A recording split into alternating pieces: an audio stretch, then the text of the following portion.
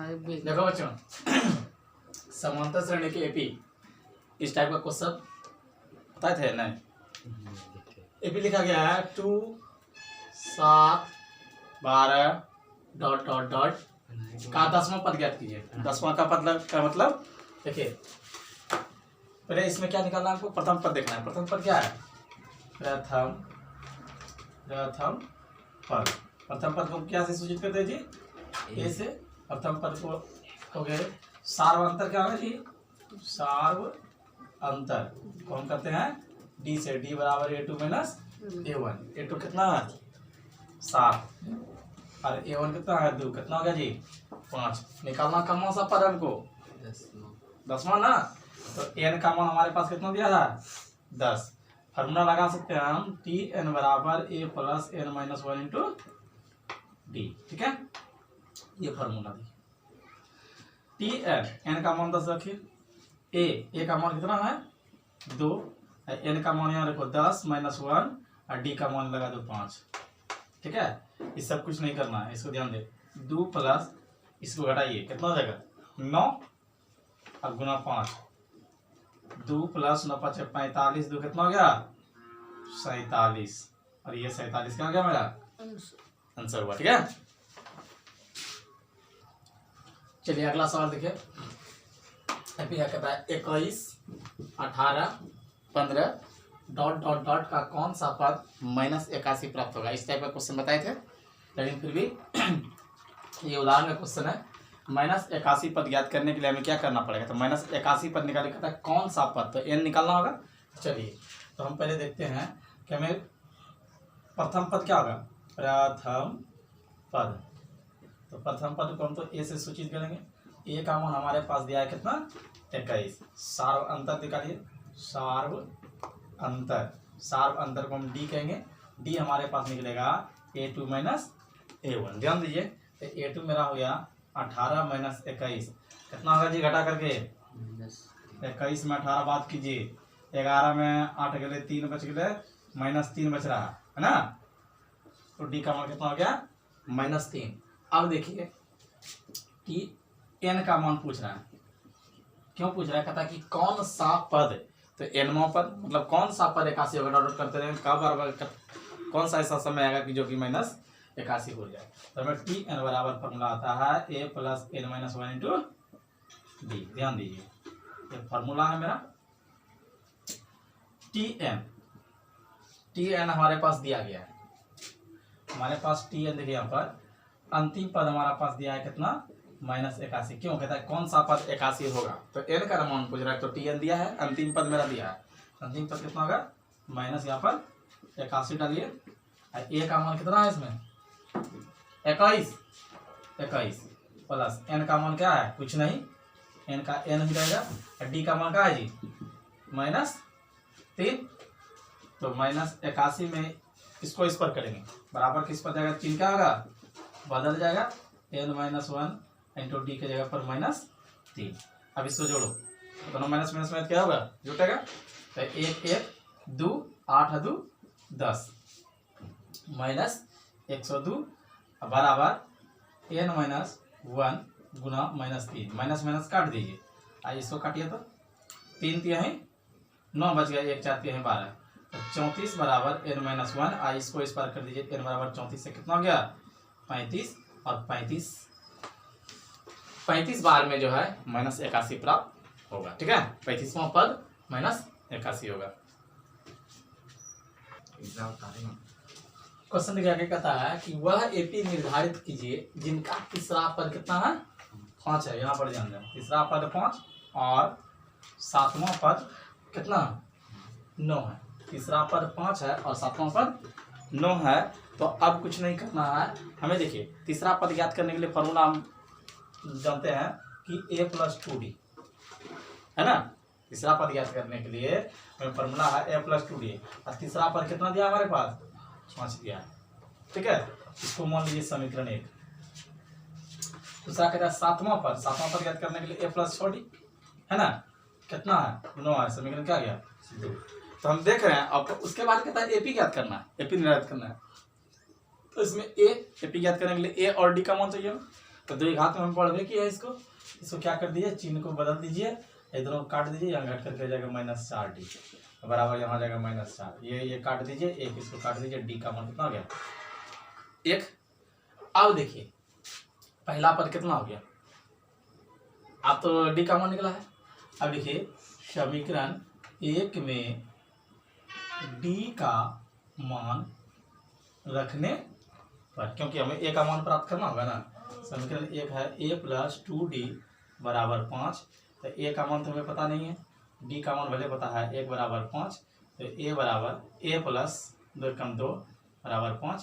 तो a बराबर कितना हो गया 5 - 2 बराबर कितना 3। a का मान कितना हो गया 3। तो समझ में आ रहा है। अब आइए यहाँ पर एपी ज्ञात कर दीजिए। पहला 3 हो गया।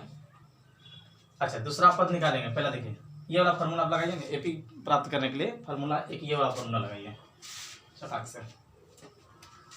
a + d a + 2d a + 3d, ठीक है।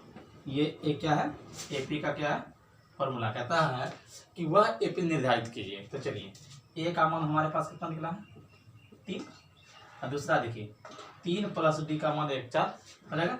फिर देखिए 3 + 2 × 1, फिर 3 + 3 × 1, इस तरह से चलते रहेगा ना जी। तो देखिए ये एपी हो गया 3, इसको गुना की ये हो गया 4, इसको कितना होगा 5, इसको कीजिए 6 7, इस तरह से एक एक का अंतर है। एपी का आंसर मेरा यही है, ठीक है। चलिए नेक्स्ट सवाल है हमारा स्क्रीन पर आ चुका है। कहता है का संख्याओं की सूची, संख्या का सूची दिया गया है 5 11 17 23 ... का कोई पद, मतलब कोई पद 300 कितना है 1, मतलब कौन सा पद 301 प्राप्त होगा। फिर वही पूर्ण का वाला सवाल आ गया। चलिए हमारे पास देखिए पहले प्रथम पद हमें ज्ञात करना है। प्रथम पद हमारा कितना दिया है जी, प्रथम पद हमारा 5 है ना। डी को क्या कहते हैं हम लोग, सार्व अंतर। ध्यान दिया करो जी, सार्व अंतर कभी कभी पूछ जाता है सार्व अंतर को क्या चीज से सूचित करते हैं, ठीक है। डी से, डी बराबर फॉर्मूला क्या होता है a2 - a1। बार बार इसलिए फॉर्मूला लिखते हैं कि पता चलते रहे। खड़िया कितना हो जाएगा 6 5 11, तो डी का मान कितना आ गया हमारे पास 6। लेकिन वह कहता अब देखिए अंतिम पद हमारे पास दिया है, कहता 301 है। 301 है तो कौन सा पद, लास्ट वाला पद। तो 301 है तो कितना tn 301। तो कहता है कि कौन सा पद 301, 301 tn हो गया। तो कौन सा पद, तो एनवा पर हमें क्या करना है प्राप्त करना है। फॉर्मूला लगाइए tn बराबर a + n - 1 × t। tn का मान 301, और a का मान कितना है हमारे पास 5, और n का मान मेरे पास कितना है कुछ नहीं, और d का मान कितना है मेरे पास 6। इसको इस पार कर दीजिए 301 - 5 है ना, 6 और छोटा और करना है नहीं, अभी छोटा करने के लिए नहीं बताएंगे, ले समझिए। अब 301 में से 5 घटेगा कितना होगा जी, 301 में 5 बाद देखिए जिससे पहचान लीजिए 11 में 5 गले कितना हो जाएगा 6, यहाँ बच गया 9, यहाँ बच गया 2, ठीक है ना। घटाव क्लियर है। उसके बाद देखिए घटा कर कितना आ गया 296 बराबर n - 1 × 6। अब ये भाग गुना में इधर आकर कैसे में आ जाएगा भाग, n - 1 बराबर लिखिए 296/6, 6 से इसको कटेगा जी, 6 दूनी 12, 6 तिहाई 18, 6 चौके 24, 6 चौके 24, बच गया कितना 5 8 अच्छा कम 56 है, 8 से 56 छक्का में है जी 56 36 38 42 48 54 है। गुना कितने करना पड़ेगा, ऐसा कर दो ना, मिटा दिए सर वीडियो कोई बात नहीं। ऐसा कर दो इसको कि 301 है ना, 301 में इसको लिखो 5 प्लस इसमें से गुना कीजिए 6n - 6 है यहाँ आ जाएगा 6 एक, ये दोनों घटा दो, यहाँ आ जाएगा 6n। अब 6 में से 5 जाएगा, 6 में से क्या आ जाएगा 5 जाएगा, कितना बचाएगा 1, इसको इस पर उठा के लेके चले आओ, यहाँ आ जाएगा प्लस 6n। तो यहाँ कितना हो गया 302 बराबर 6n। तो लिखिए n बराबर 302/6 है कि नहीं।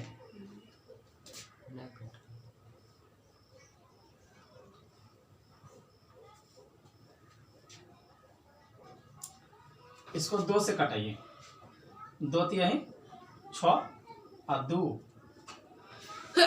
51 बटे, तो 151/3, n का मान कितना गया 151/3। यही मेरा क्या गया आंसर हुआ। ठीक है, ये क्वेश्चन अगला सवाल देखिए। अगला क्वेश्चन कहता है दो अंकों वाली कितनी संख्या 3 से विभाजित होगी। 2 अंकों वाली कितनी संख्या, देखिए 2 अंकों का 10 11 12 13 14 15 होगा ना, लेकिन होना चाहिए क्या, कहता है 3 से विभाजित, मतलब 3 से भाग लगना चाहिए। 10 में 3 से भाग लगेगा नहीं, ये खत्म। 11 में लगेगा नहीं, कितना में लगेगा 12 में, चलिए पहला हो गया 12। 14 में 13 में लगेगा नहीं, 14 में लगेगा 3 से जी नहीं, 15 में तो लगेगा 15 हो गया, है ना। तो इस टाइप से तो पता चल गया कि कितना हो गया 12 से ये क्या आ गया शुरू हो गया। तो 12 3 15 3 18 3 21 डॉट डॉट डॉट, मतलब 3 3 का अंतर दिखने लगा ना, मतलब 3 से ये कट रहा है, 3 से ये कट रहा है, 3 से ये कट रहा है, 3 से ये कट रहा है। लेकिन अब अंतिम में कहता है कौन सी संख्या कितना संख्या होगा जो कटेगा। अंतिम में यदि 100 करते हैं तो ये तो 3 अंक का होगा, हमको चाहिए कितना 2 अंक। 99 को 3 से कटाइए तो कटाइए, हाँ, तो यहाँ पर लास्ट में कितना हो जाएगा 99। तो अंतिम पद और पहला पद देखिए, तो चलिए आइए लिखेंगे प्रथम पद कितना हो गया जी 12, है ना। सार्व अंतर A2 माइनस A1 देख लीजिए, तो A2 कितना हो गया 15 में 2 गया, कितना हो जाएगा 3। सार्व अंतर कितना गया 3 आ गया। अब देखिए हमको अंतिम पद दिया गया है, अंतिम पद को हम कौन सी सूचित करते हैं Tn, अंतिम पद लिख देते हैं जी, अंतिम पद को Tn से हम सूचित करते हैं। Tn कितना दिया है हमारे पास 99। तो कहता कि कितनी संख्या 3 से विभाजित होगी, फिर पूछ रहा है कितना किसका मान n का मान, कहता है ना कितनी संख्या हमारे कितना से 3 से विभाजित होगी। तो लिखिए Tn बराबर A plus n minus 1 into D. तो Tn का मान कितना दिया है 99, A का मान कितना है 12, यहाँ 12 लगाइए। n का मान नहीं मालूम है, d का मान हमें मालूम है कितना 3। आप देखिए 99 में से 12 घटेगा, इस पर आ जाएगा, और छोटा करना तो ये गुना में, इस पर आकर के क्या आ जाएगा भाग में, नहीं भाग में तो बच जाएगा n-1। अब देखिए 99 में से 12 घटाइए सर, एक खाली, तो हो जाएगा 7, यहाँ हो जाएगा 8 बटा 9 में 2 गया 7, और 9 में 1 गया 8, यहाँ 3 है ये है। और ई जो है उस पार से इस पार ले लीजिए, पहले कटाइए दें, चलिए पहले हम कटाइए देते हैं। 12 इसमें घटा दीजिए पहले, n-1 गुना 3 लिख दीजिए, इसको घटा दीजिए तो कितना हो जाएगा 7 और 8 87 हुआ ना, n-1 गुना 3। अब देखिए n-1 तो 87 में से 87 बचा, 87 में से 3 से भाग दे दीजिए, गुना में तो इस पर आकर कितना आ जाएगा भाग में। तो n का मान निकालना है, तो 87/3 माइनस 1 है, तो उस पर जाकर क्या होगा प्लस में। तो देखिए यहाँ पे लिखिए 87 + 1 बटे, ध्यान दो, आइए तो यहाँ पर कटाइए दो डायरेक्ट, 3 दूनी 6 और बच गया 2, हो गया 27, 9 3 27, तो n-1 बराबर कितना हो गया 29, और n बराबर 29 और एक उस पर जाएगा तो कितना हो जाएगा 30, तो डायरेक्ट n का मान कितना हो गया 30। तो 30 वहाँ 30 पद ऐसे होंगे जो कि वह कितना से विभाजित होगा 3 से विभाजित होगा। अगला सवाल हमारा स्क्रीन पर है, कहता है 1000 रुपए की एक धनराशि 8%, ठीक है, वार्षिक साधारण ब्याज पर निवेश की जाती है, मतलब लगाया जाता है, ठीक है। प्रत्येक वर्ष के अंत में ब्याज परिकलित कीजिए, मतलब जोड़ दीजिए, ब्याज जितना होगा उसको जोड़ कीजिए। क्या ये ब्याज एक एपी बनाते हैं? यदि ऐसा है तो इस तथ्य का प्रयोग करते हुए 30 वर्ष के अंत में ब्याज का परिकलन ज्ञात कीजिए। मतलब लास्ट में सब करके एपी ज्ञात कीजिए, उसके बाद कहता है कि 30 साल के बाद इसका टोटल पैसा क्या होगा ब्याज सहित बताना है। तो चलिए हमारे से क्या कहता है साधारण ब्याज बराबर, पहले देखिए हमारा मूलधन दिया है, मूलधन कितना हम लगा रहे हैं लागत जी 1000 रुपए, है ना। ब्याज दर कितना परसेंट पर हम लिए हैं रेट 8% पर, ठीक है।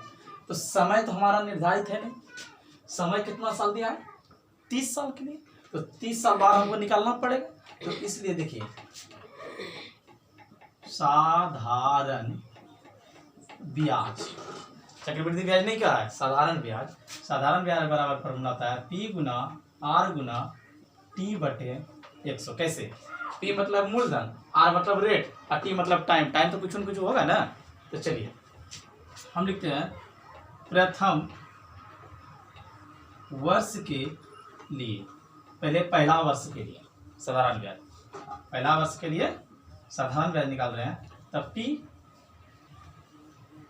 1000 दिया है, रेट कितना है जी 8%, चाहे वर्ष कोई भी रहे वह परसेंट वही लेगा। टाइम पहला साल के लिए तो 1 वर्ष के लिए T कितना साल 1 वर्ष बटा 1000, ये 0 कट जाएगा, कितना होगा पहला वर्ष कितना लग रहा है 80 रुपये उसको ब्याज लगा, ठीक है। आगे देखिए प्रथम के बाद द्वितीय वर्ष के लिए, ठीक है, द्वितीय वर्ष के लिए जो है हमारा फिर 1000 फॉर्मूला पर रेट कितना होगा 8, तो यहाँ अब दूसरा वर्ष के लिए 2, पहला साल के लिए 1, दूसरा साल के लिए कितना 2 अब बटा 100, ये दोनों झाड़ दो तो 8 दूनी 16 और 10 160, है ना। तो हमारा कितना निकल रहा है, फिर तीसरा वर्ष के लिए निकालिए, तीसरे वर्ष के लिए तो 1000 गुना 8 गुना 3, है ना, बटे 100, इतना जोड़ो 6 यहीं 18 180 8 यहीं 24 240। मतलब इस तरह से लगातार क्या हो रहा है 1 वर्ष 2 वर्ष 3 वर्ष, ऐसे कितना बार निकालना है हमको 30 वर्ष, ठीक है। देखिए जो बच्चा मूलधन के बारे में नहीं जानता है समझ लो, मूलधन का मतलब होता है किसी भी चीज, मतलब जैसे मान लीजिए कि हमको 1000 रुपये हम कर्ज लिए, है ना, तो कर्ज लेंगे तो उसका कुछ परसेंट देंगे ना, 2%, 1%, 4%, 7%। तो वह कहता है कि हमने 1000 आपको दिए कितना परसेंट पर 8% वार्षिक ब्याज, मतलब 1 साल होगा ना, हम लोग तो मंथली में लेते हैं कि महीना देते हैं 100 रुपया का परसेंट, लेकिन यहाँ 1 साल में वह 8 रुपया देता है, कितना का 1000 का 8% निकालेंगे, 100 देगा ही, लेकिन 1000 का 8% निकालेंगे तो 1000 क्या क्या हो गया मूलधन हम लिए, और उसको इसमें जो है 8% दर से उसको जोड़ करके हम देंगे। तो 1 साल में 80 रुपया हमको एक्स्ट्रा देना पड़ेगा, मतलब 1080, फिर दूसरा साल में 1060, तीसरा साल में 1240, है ना, मतलब 1240। तो इस प्रकार से देखिए एपी हमारा प्राप्त हो रहा है, एपी हमारा क्या हो रहा है प्राप्त हो रहा है। कैसे ध्यान दीजिए, पहला कितना हो गया 80, उसके बाद 160, उसके बाद 240, इस तरह कर करके होगा। कब तक चलेगा? 30 बार तक। तो 30 बार तक हम निकालना बहुत समय लगेगा, इसलिए हम तो इसके लिए हम फार्मूला यूज कर लेंगे। इसमें देखिए पहले ए का मान हमारा कितना होगा 80 और डी का मान निकालिए। प्रथम पद मेरा हो जाएगा इसमें, प्रथम पद कितना होगा जी 80 और सार्व अंतर कैसे निकलता है? सार्व अंतर के लिए डी बराबर A2 माइनस A1। तो A2 कितना होगा 160 में से 80 बाद कर दीजिए, कितना बचेगा जी 0। 8 में 8 गया, मतलब क्या गया? तब तो डी का मान 80 हो जाएगा जी। तो अब हमें क्या करना है, कितना बार निकालना हमको 30 पद तक ना। तो 30 पद के लिए फार्मूला हम लगा सकते हैं TN में, है ना। कहता है कि 30 साल के लिए निकालना है कि कितना लगेगा अंतिम में। तो चलिए, तो TN बराबर A plus N minus 1 into D, ये फार्मूला लगाइए। क्यों कि ये हमारे पास दिया नहीं है। N का मान कह रहा है कि 30, तो N की जगह पर 30, तो यहाँ लिखिए 30। A का मान कितना होगा 80, है ना। N का मान 30 माइनस 1 और डी का मान कितना होगा 80 जी 80। 30 बराबर 80 और यहाँ कितना जाएगा 29 गुना 80। फटाक से करो जी, 29 गुना 80 करो। चलिए देखिए 80 प्लस इसको गुना करके हमारे पास आया कितना जी 23 20। तो 30 बराबर इसको जोड़िए कितना हो गया 24, इसमें जोड़िए ना 0 0 2400 आया कितना। अंतिम पर कितना आया हमारा, मतलब 30वां पर कितना आया 2400। क्या आया ये 2400 ब्याज आ रहा है। ये मेरा आंसर हो गया। या तो दूसरे तरह से निकाल सकते हैं कि 30 पद कह रहा है तो 29 ले लेंगे, ये फॉर्मूला बता दिए हैं। तो ए का मान हमारे पास कितना दिया है 80 निकाल के बैठे हैं 29 और गुना 80 प्लस 23 20, इसको जोड़ेंगे फिर 2400 ही होगा। यदि कुल पूछता कि कुल उसे कितना वापस देना पड़े, कुल कहता तो 2400 ब्याज हो गया और 1000 ये हो गया, तो कितना हो जाएगा 3400। इसको क्या करना होता हमको वापस करना होता, लेकिन यह हमसे पूछ नहीं रहा है।